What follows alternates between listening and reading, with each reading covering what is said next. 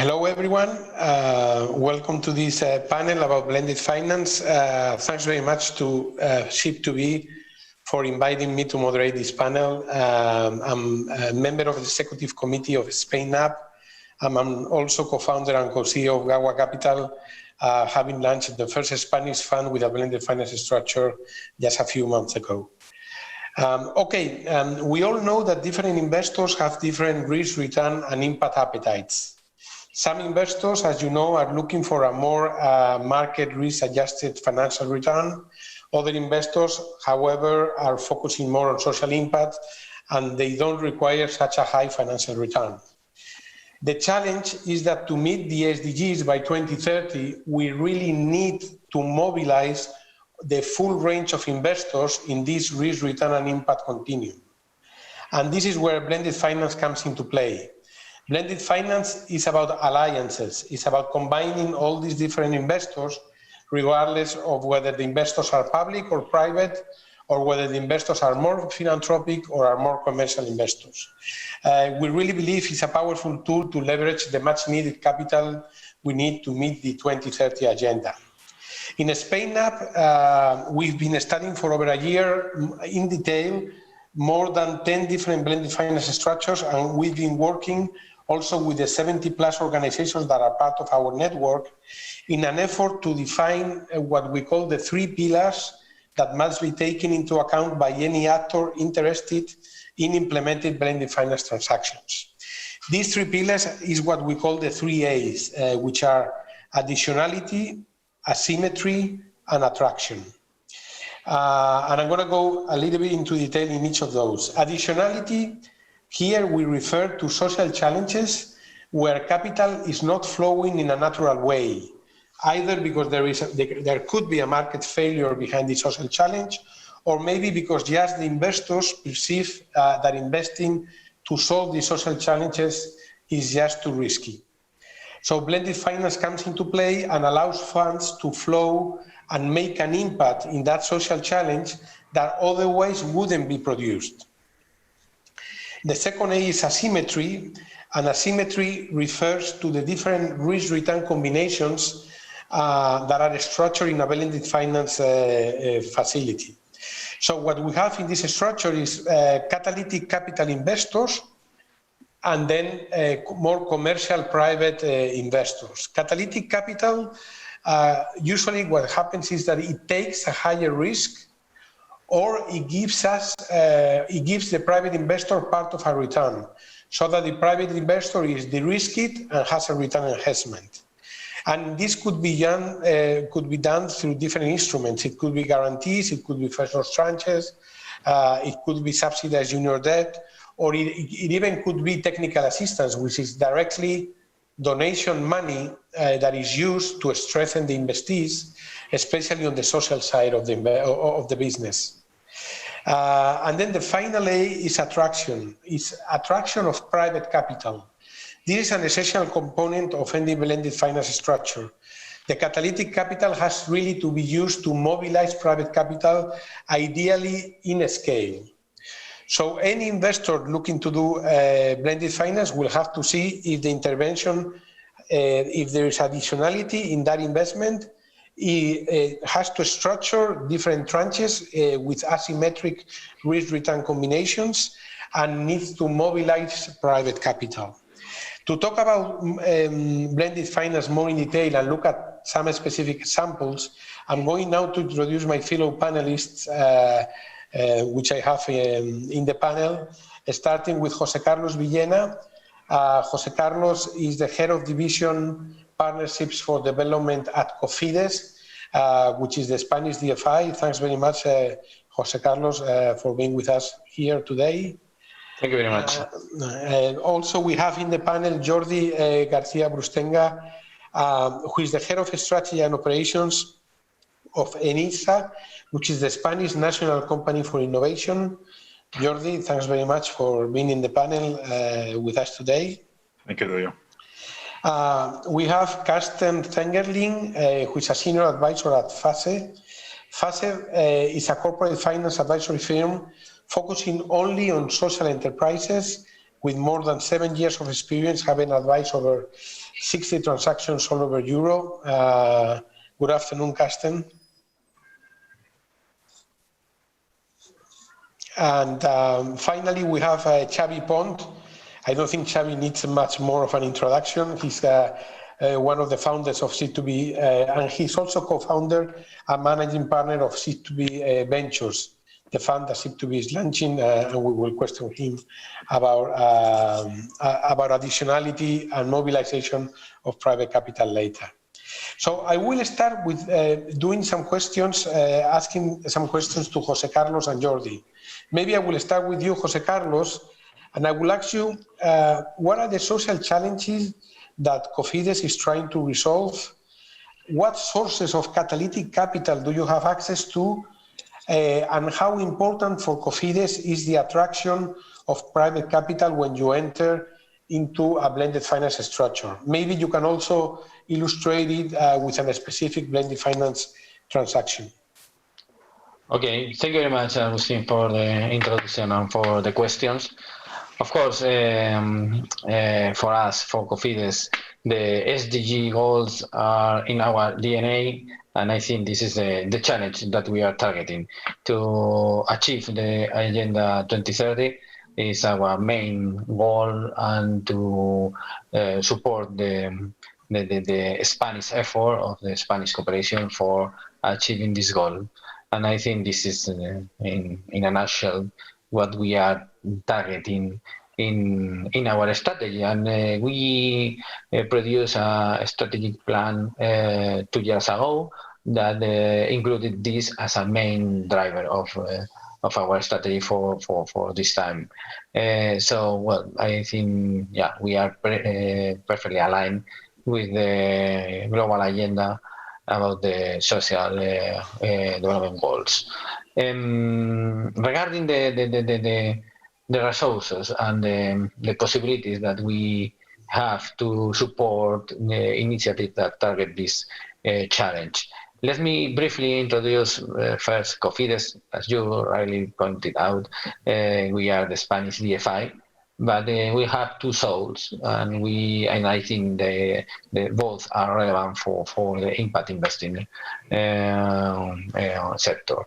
We support the Spanish internationalization effort, providing capital, equity, and long-term finance to Spanish companies abroad, with a double objective, the Spanish internationalization, but in addition to that, also the development of the recipient countries.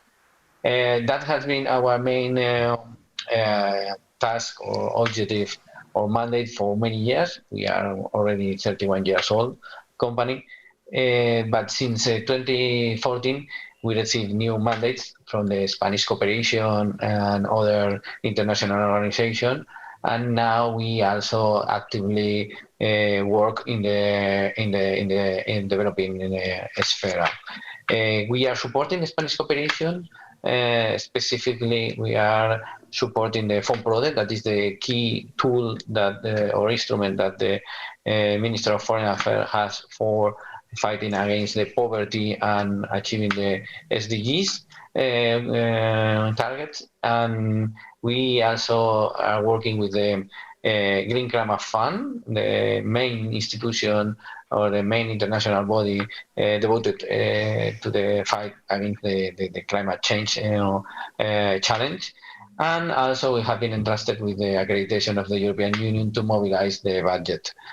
We can manage this budget indirectly. So our sources, financial sources, mainly come from this actor, this international and national institution. We can mobilize a co-financing under blending structure with the European Union, Green Climate Fund, or Spanish cooperation sources. For us, and this is something that we stress in all our intervention or in all the panels that we take part, the private investor, the crowding in of private investor is key, because we recognize that achieving the SDGs and the Agenda 2030 is not possible without the contribution of the private investors. We are facing a budgetary restriction, and we are going to have more in the future due to the pandemic crisis. So it's more and more relevant to provide the structure and the catalytic capital to these project or operations or funds in order to attract the private investors.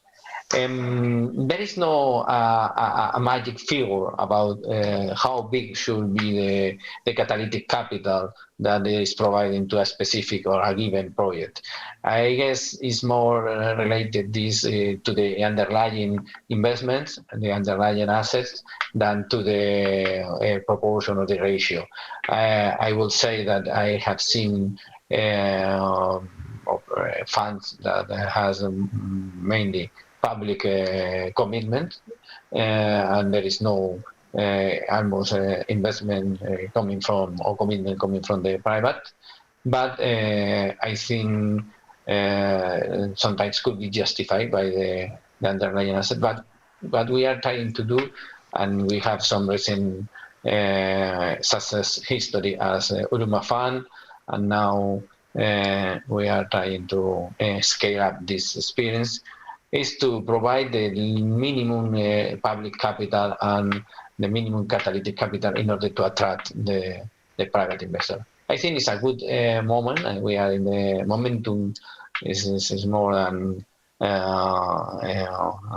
relevant, because with this kind of interest rate and these yields in the market, it's relatively easy to attract private capital if you provide the comfort and you mitigate the risk, the perception of risk. So what I will also stress is that the times and the time frame that usually we need to structure this operation are a little bit longer than you can expect. And I also always advise the potential sponsor or other manager interested that they should come to us in an early stage. It's much better to come just with a raw concept that come with a final product or a final fund, because we need, in average, 1 year and a half to 2 years to structure and present this to the different international organizations that are providing these catalytic resources, these first losses, or this technical assistance. So, yeah, in a nutshell, I would say this is the main drivers. Yeah, very interesting, Jose Carlos. It's true, and I know it by own experience that it takes quite long to structure a blended finance facility. But on the other hand, I mean, it's great to hear that the Cofidis has access to so many resources, probably billions of euros in the next budgetary cycle in the European Union. So hopefully we will see a lot of impact funds being launched with blended finance structures. Now I would like to move to Jordi from ENISA. Jordi, ENISA, you have a long track record of having financed even some of the most successful social enterprises in Spain. And I would like to ask you specifically, what kind of investments are you providing as catalytic capital to these social enterprises? How many, if you know, of your investees in terms of percentage are social enterprises, of the ones that ENISA is financing? And how important or what do you require in terms of attraction of private capital? When you provide financing to one of your investees, how much private capital are you looking the company to raise alongside your investment? Okay, thank you, Agustin, for inviting me also to Ship2B. I think ENISA is very committed and happy to be in for example, this Spain National Advisory Board of social investment initiatives, and also in this event, in Impact Forum. This is the second year we are sponsors, partners of this. Yes, I think that one thing in the nature of NISA, that is of the industry ministry, is that we have been catalytic capital for the last 20 years in a continuous program of public risk capital risk investments. We have given 6,000 participative loans and 1,000 million euros. So it's a certain policy that SME and entrepreneurs know that exist in Spain, no? Which is the result of that private risk, the capital risk now in Spain is much more than the public. So I think it's a good result to have been pushing the private sector, the private capital risk sector. Now, these last 2 years, we have been developing a new strategy where the segments of capital risk to push are specific, not general entrepreneurship and SME innovation. We have chosen 4 directions, some like good directions in economic, social, and environmental perspective, and they are industry, the weight of industry in the economy, gender equality, territorial balance within the Spanish communities, and impact investment. So these 4 are the ones where we want to focus the investment. So co-invest with new or existing capital risk funds or families or whatever in these areas. No? In concretely within this impact investment, this is the 4th area. We have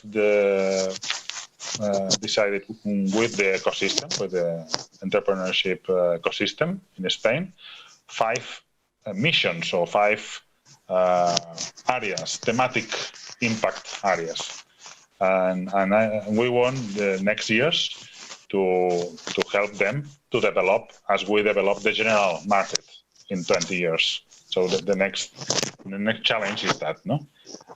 Here we know that more or less 1/3 of our invested companies nowadays are of one of these thematic areas. So 1/3 of social investment. We know, but we don't want to say that we have 1/3 social and 2/3 no social. We think that all these companies are having a good impact in wealth, in employment, in territorial development. So we don't want to question if they are more impactful or not, or less. We want them to maximize, to be conscious of the impact and maximize them, not to have 2 groups. No. So the next years with the European recovery funds, we will sure push these lines, these areas and missions I have told. Okay, great. It's good to hear that 33% of the companies that you are financing already are kind of social enterprises, even though I fully agree with you that in our journey towards the impact economy, at the end of the day, all companies will have to be social one way or another, you know? No, thanks very much, Jordi. Really great to have you here as well. Now moving to some specific cases of funds that are also targeting social challenges that face a lot of trouble in having capital flow in a natural way towards them. I will start with Xavi. Xavi, you are launching the SIP2B Ventures Fund. First of all, congratulations on your move. I would like to ask you, what is the specific investment focus of this fund? In another way, which social challenge are you trying to resolve? And why do you think there is additionality in solving that social challenge? And another question also is, how are you attracting private capital into this SIP2B Ventures Fund? Thank you, Agustin. and a pleasure to be here with all of you. The problem we're tackling from SHIP to B is the early stage financing. We were born 8 years ago as an accelerator of startups, and then we developed a network of investors, and then we developed our first vehicle, and now we're launching the management company. And the issue you have with early stage funding is that financial markets don't like it that much. Financial markets, they tend to like bigger deals. They tend to like to make fewer deals. They want also, since the transaction costs are the same, they want large volumes when they invest. So they tend to leave the early stage arena. No? So there is clearly a gap in financing in the early stage. And private investors are not coming enough to this gap. So we need blended finance there. We need additionality. We need to attract these private investors to the early stage arena. And it's not that easy so far. Afterwards, we'll see an example of another country where they're getting it. But so far at SHIP2B, what we've done is that we've structured our foundation, and we have a foundation that deals with entrepreneurs in the very early stages, and we like to provide them with venture philanthropy funds, but it's not being so easy to attract this type of philanthropy because it's very early stage and it's very risky and nobody wants to be here. So we're having problems tackling that stage. And, but we're doing it through the foundation. And now with the vehicles, and especially with the management company, with SHIP2B Ventures, we want to finance the projects once they have already metrics and they are credible for investments. So in order you understand, we're tackling the pre-seed and the seed through the foundation, and we're tackling the post-seed and the Series A through the new fund in the management company. We would like to do both things together, and in the future, to have a blended finance fund. It hasn't been possible in this first stage. We haven't found yet any institution or investor or foundation in Spain that is ready to take different risks in our fund, in our the fund we're launching now regarding the private investors. So right now we have a thesis that is very based on financing 20 projects, Series A, in 3 challenges, which are climate change, which are vulnerable people, technologies for vulnerable people, and education. Those are the 3 challenges we're going to support through the new fund, and we're going to support them once they are in the scalability. They're not in the innovation. The innovation, we're going to deal it through the foundation. So our thesis will be that those projects that really perform right in the initial stages, we will invest them from our fund and our management company. And hopefully in the future, we can do blended finance. We would really love to do blended finance and to have these different actors assuming, for instance, a first loss one, and the other actor assumes less profitability, or we have an actor inside the fund that deals with the technical assistance, and then we have the private investors that we can offer them a risk profitability profile that is attractive to them in order for them to be in the very early stages. No? So this is how we're tackling our future so far. So we're very interested in the blended finance. Hopefully in the future we'll be doing blended finance, and so far we have this structure. Well, in a way, you are already doing blended finance, even if, as you say, it's through the 2 different vehicles, and hopefully one day you will have everything merged into one. But Xavi, also in terms of attraction of private capital, if I heard correctly, on day one of the forum, you were closing a partnership with Bank Sabadell, no? How are you going to work in terms of mobilizing the needed private capital for your fund? Yeah, this is well, when you launch a fund, you always talk about the 3 T's. You have to have a consistent thesis, you have to have a great team, and you have to have track record. Those are the 3 key elements to be successful in fundraising for private investors. No? So we've built this investment thesis with the 3 challenges that I was telling you. We have built a very strong investment team, independent from the foundation, and with a lot of experience in the private equity and the venture capital area, and we have a good track record with our first vehicle, in which we have invested in 23 startups, and so far, after 3 years, we've only lost 1, and the other ones are performing quite nicely. So when you go to the private investors with this story, and you tell them that you're going to invest in a stage that is a bit later than the very initial stages, you're quite credible, and this is why we're being successful so far with the fundraising. But I will let you know that at the end of the year, when we hopefully will be doing a closing. Okay, thanks very much, Xavi. Now moving to Carsten. Congratulations, Carsten, because as Xavi was saying, you are the one who already done it. You built a blended finance fund specifically tackling the social enterprise, the social enterprises in early stage. So this fund specifically is called the European Social Innovation and Impact Fund, called ESIF. Could you, Carsten, please let us know what is the specific investment focus of the fund? How is the fund structure? How you have a structure? How you have incorporated the catalytic capital?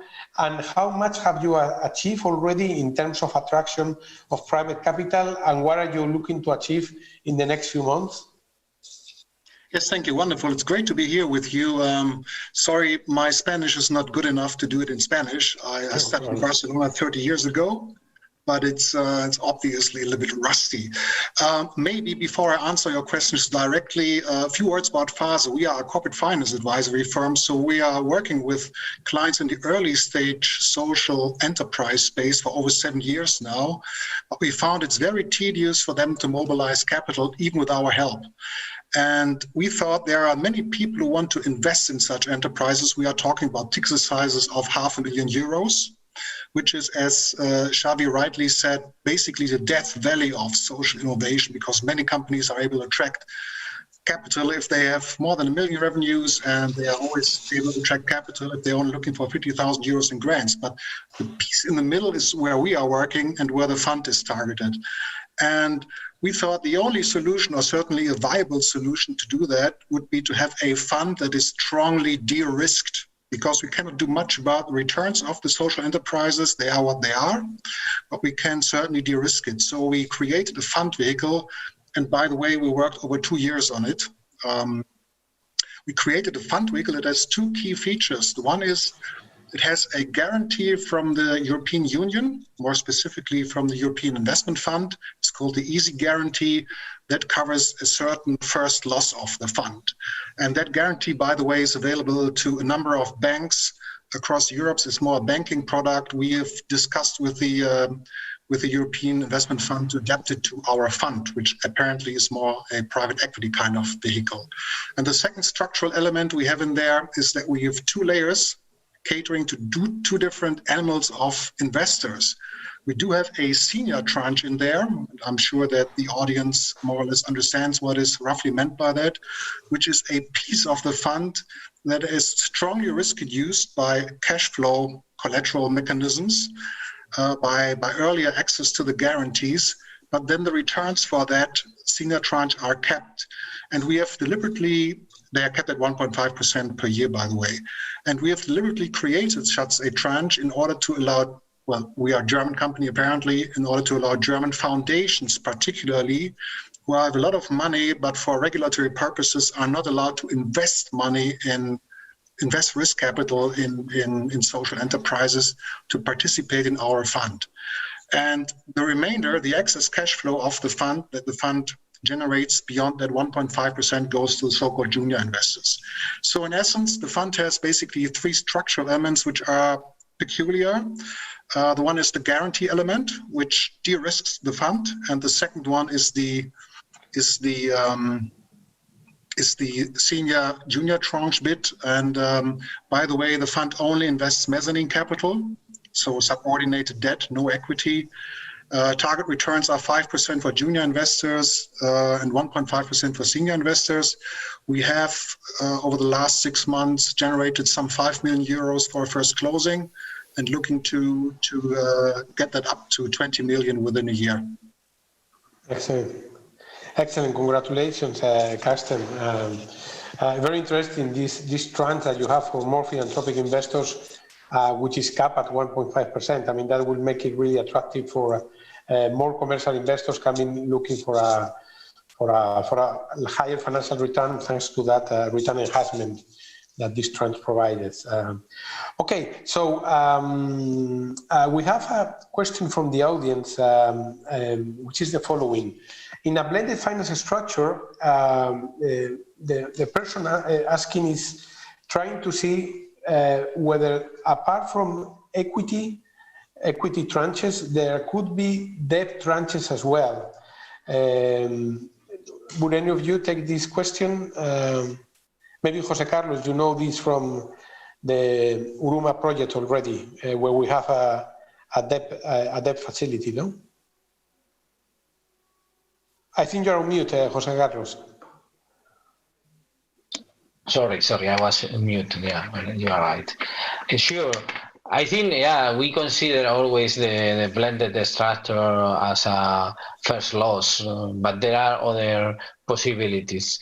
For sure, the facilities or debt financing in a junior position could be seen by the private investor as a catalytic tool as well, because at the end of the day, if you have a kind of subordination or a kind of a limited return, you are also crowding in private investor because you are limiting your profitability, benefiting the private that are senior, or just having the possibility to achieve a larger profitability. But there are other possibilities as technical assistance or some kind of investment grants, pure grants. But specifically in investment vehicles, the most suitable instruments are the private, the first loss, or these first equity tranches that absorb the potential losses. And well, if it is an structured fund, it could be also a contribution in a mezzanine tranche or something like that. And thanks very much. Also, Jordi, I think in your case, in fact, the instruments are all debt, aren't they? Well, it's a participative loan, but currently we are not entering in capital finally in any case. So it's like a participative loan without end. But we always want to be not the first investor, so we invest maximum the same amount that the owners invest, and it is only capital, not debt. So we see very different structures every week here, but and we also help invest or finance the same company in different phases. So we find, like Xavier, in the pre-seed moment, we are the first one helping them with 5,000 euros. Then in 2 years we enter again with some more, and finally we are with other private funds and big funds, and so we can see different things. And always when we see debt but not capital, we ask them as a condition to give the participant loan. to transform that debt into capital. No, and it's very usual. So to be catalytic is also this, to transform in capital debts, different kind of debts. Right, I agree with you. Thanks very much. If I may, what I would like to offer is the senior tranche in the ESA fund basically has the same capital quality like a collateralized debt. For legal reasons, of course, it's not a debt instrument, but it has the same capital quality. Right. Okay.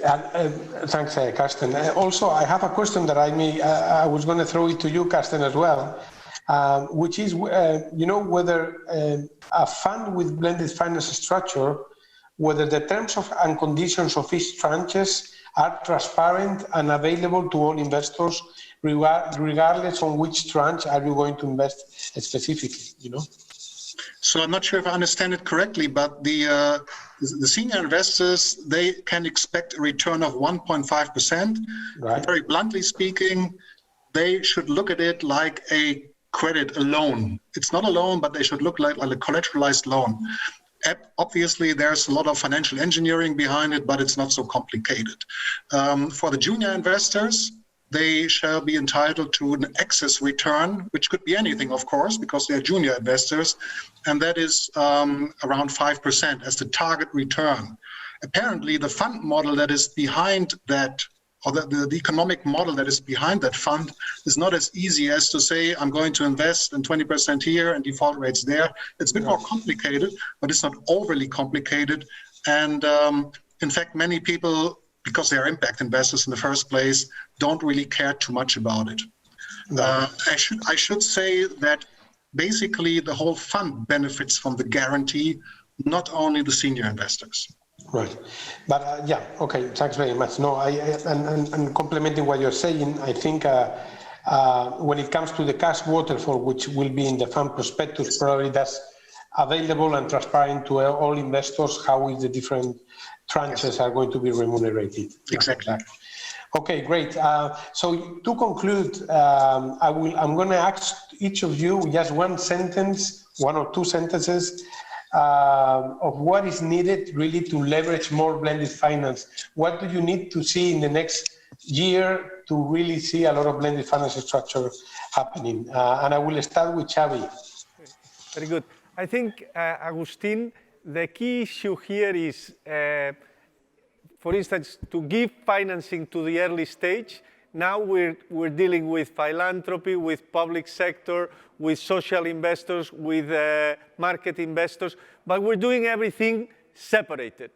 And now the big challenge of the blended finance is to put all these pieces together in a same vehicle and a structure. And this is what the education that we need to create in the market, that everyone understands that this is really strong. Right, I agree with you. In a way, it will be, what we need to foster is the SDG 17, alliances for the goals. It's about all of us, pulling in the same direction to meet the 2030 agenda. I will follow with Carsten. Well, actually, having been working on such a fund for over 2 years, I can tell you that the major issue is not to have a concept. The major issue is to have the implementation. And while I don't want to go into specifics here, I can certainly say that there's a lot of, if you will, governmental capital, European capital available for such kind of activities, more than people eventually will be able to invest. But it's really tedious to get access to that capital in the first place. So if that could be simplified, would be a major step forward. Yeah, you're very right. I mean, to have patience, to have a full structure approved and operating, that's really a big challenge. Hope it gets simpler. Jordi, what do you think? Yes, I think that considering this a new market, not new, but very compared with others, very new market, I think that not only we have to push collaboration between all these agents we are here and in all these impact forum, but also not only invest together, co-invest together, but also to put direction together, so to talk about thematic areas, special needs in different branches of capital risk, and also to learn together, no? Because we'll fail and stand up and choose one line and another day another. So if we learn collectively, it will be less hard to do it, and perhaps we can start learning from Carsten that have been doing this way before. Thank you. Okay, thanks very much. And Jose Carlos. I'm going to be very brief. I guess what we require is more managers, more opportunities or more projects. I think there is a lack of managers dealing with impact investing abroad. That is our specific target, not in Spain, abroad. And this is a challenge. We know a lot of managers, foreign managers, but we would like to have more here in Spain to help or to assist the Spanish community of the impact investing to create a real ecosystem. Right. No, I definitely agree, and I'm wearing the hat of Spain up now. I think there is a need of new financial intermediaries in the impact spectrum, so that thanks to blended finance, they can really attack challenges that are high impact, and thanks to blended finance, they will be able to mobilize the needed capital. So it's been great to have you in this panel. I think there are many interesting takeaways for all the community, and thanks very much, SIP2B, for organizing this, and hopefully in the next Infant Forum, we will have a lot of new cases of blended finance structure in place. We hope so. Thank you, Agustin. Thanks very much. Thank you very much. Bye-bye. Thanks to all of you.